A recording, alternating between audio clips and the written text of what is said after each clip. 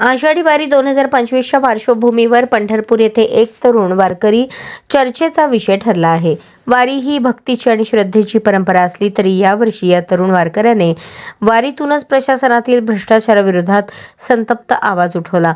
वारीमध्ये लाखो रुपये खर्च होतात, पण काही सुविधा अद्याप अपुऱ्या आहेत.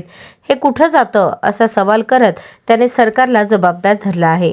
या तरुणाचा व्हिडिओ सोशल मीडियावर मोठ्या प्रमाणात व्हायरल होत आहे. वारीमध्ये भक्तीच्या वातावरणात असा आवाज उमटवणं दुर्मिळ असलं तरी यामुळे प्रशासनासमोर मात्र प्रश्नचिन्ह उभं राहिलं आहे. रामकृष्ण हरी माऊली आपण पाहतो, आजकालच्या युगामध्ये आपल्या भारत देशामध्ये एवढी संपत्ती आहे, पण फक्त भ्रष्टाचारामुळे ही गायब आहे.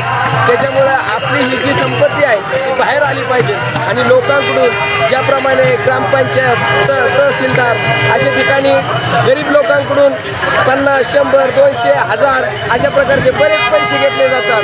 अशा प्रकारची ही पिळवणूक, शेतकऱ्यांची पिळवणूक तसेच गरीब लोकांची पिळवणूक थांबली पाहिजे. हेच या वारीतून मी तुम्हाला सांगत आहे. सगळ्यांनी भ्रष्टाचार करू नका, आपल्यापासून सुरुवात करा, जग नक्कीच बदलेल. रामकृष्ण हरी.